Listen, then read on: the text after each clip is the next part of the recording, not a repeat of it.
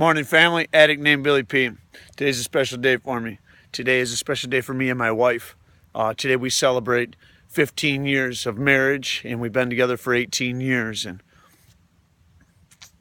I've taken her through everything.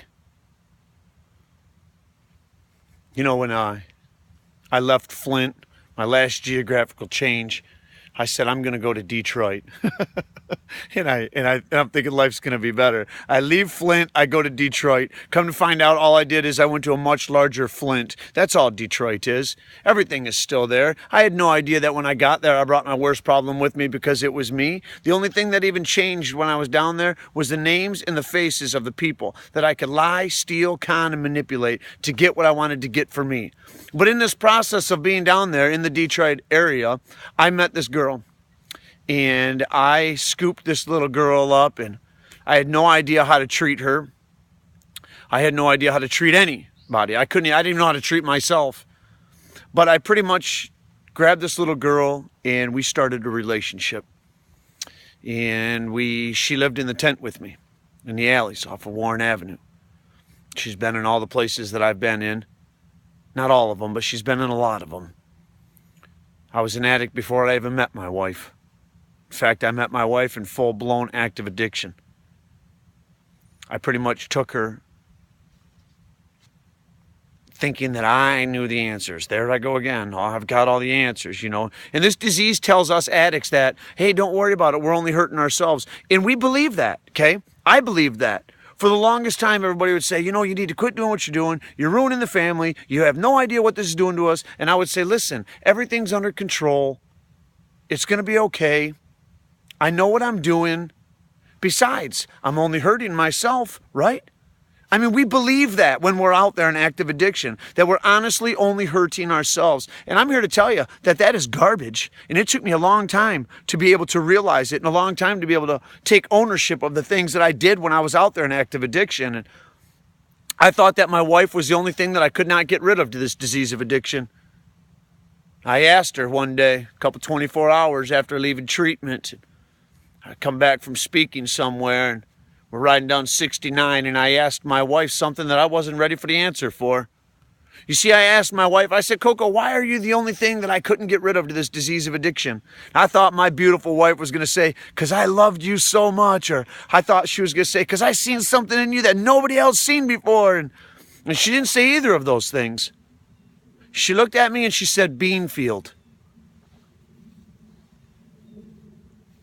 You know, to you, you're probably like, what does Beanfield have to do with it? And she didn't have to explain it to me. I knew exactly what she meant.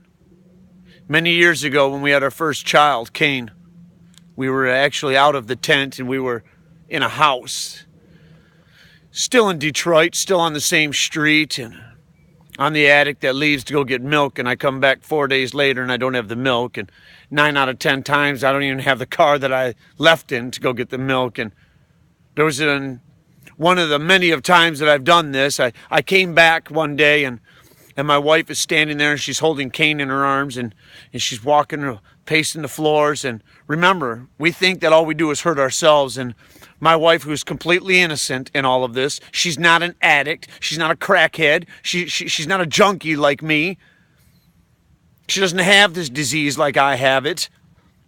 But she looks at me and she says, if you do not stop doing what you're doing, I'm going to take your son. You will never see us again. And I looked at this poor little girl, innocent girl. And I said, if you think you're going to take my son from me, somebody will find you in a bean field someday. And I'll just simply tell everybody that you went to McDonald's and you never came back. I had no idea the damage that I did when those words came out of my mouth. Many years later, when my wife said, well, the only reason why you couldn't get rid of me during active addiction is because you pretty much threatened me. You see, my wife did not stay with me the last 8 years out of the 20 years that I was using because she loved me. She didn't stay with me out of those 8 years because she seen something in me that nobody else seen. She's seen everything that everybody else seen. But she stayed with me for that amount of time out of fear. Out of fear of what an out-of-control drug addict would have done That's humbling. That's honesty. That's me sharing things with the entire world, man, on media that I believe needs to be shared. And there's no better day to share it than today on our wedding anniversary, on our 15th wedding anniversary. But when she told me those words, I felt so small. I felt so bad. And that is when I first started to open up my eyes to the damage that I really did. And the fact that it's a lie when this disease says that all we're doing is hurting ourselves. I took an innocent little girl. She became pregnant. She became my wife. I did everything to ruin her. I hurt her. I embarrassed her. I took her to places where people don't need to go. I had her doing things that people don't need to do. All for my own selfish, self-centered wants and desires. I took this innocent girl and I gave her an 8-year bit. She was a prisoner for 8 years in the world that I created. It's crazy. We say, oh, don't worry, all we're doing is hurting ourselves. Listen, then why is it when we finally left Detroit and came back to Grand Blanc, where I was originally from, and then I remembered it all started back in 1989 BC before crack, right down the road in Flint. And I went down there, man, after a few months of, substituting. Well, I'll do this, but I won't do these other drugs. And after a couple of months, I found myself right back to where it all began. And I bought that first one. And when I bought that first one, that light was green and I never stopped until November 11th, 2004. And while that light was green, I'm the dope fiend that's downstairs in the basement, sweating like a cat in a room full of rocking chairs, wondering when the police are going to kick in my basement door. Got a pistol crammed in my pants. I think I'm having fun. You tell me if that's not sick. That's why we call it dope. And while I'm down there in that basement thinking, still, all I'm doing is hurting myself, the only two people who even know that I'm down there is my wife and my son. And my wife's upstairs and she's walking around and she's asking herself, what did she do to deserve such a loser husband? What'd she do so wrong to be stuck with such a miserable creep? Such a messed up loser? Such a bitter and angry and hate-filled person? And my little son, Cain, is sitting up at the top of the stairs.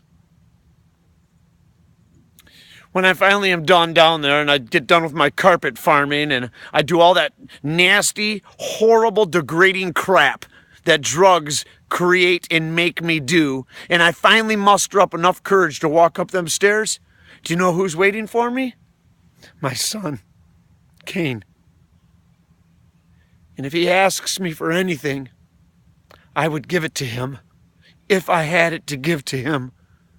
And here's the sick part. I wouldn't give it to him because I want to be number one dad. I wouldn't give it to him because I loved him so much. I would give it to him so that he would leave me alone and quit ruining my fun. It's exactly what the drugs do to this addict.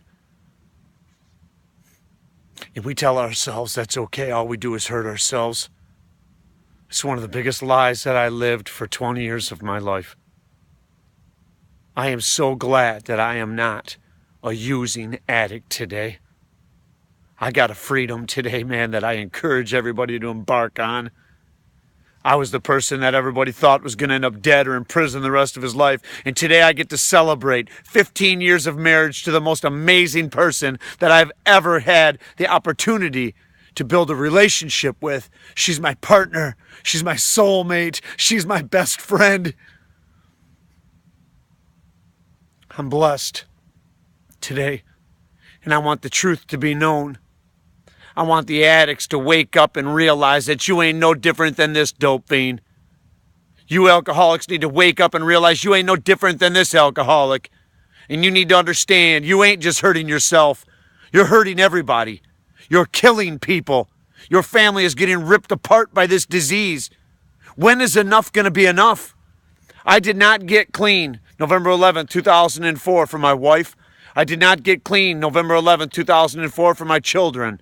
My mother, my father, not anybody. I did it for me. And today, almost 11 years later, my wife and my kids, my family, they help this dope fiend stay clean. They help me stay on the right road. They encourage me to go to my meetings. Listen, the line needs to be brought out. We do hurt a lot more people than just ourselves when we're out there on that self-seeking, destructive payment plan of just one more. Wake up, man, before it's too late, before you can't wake up. I would love for you to celebrate what I have today. I thank everybody who's a part of my recovery. I thank God. I thank the rooms of recovery.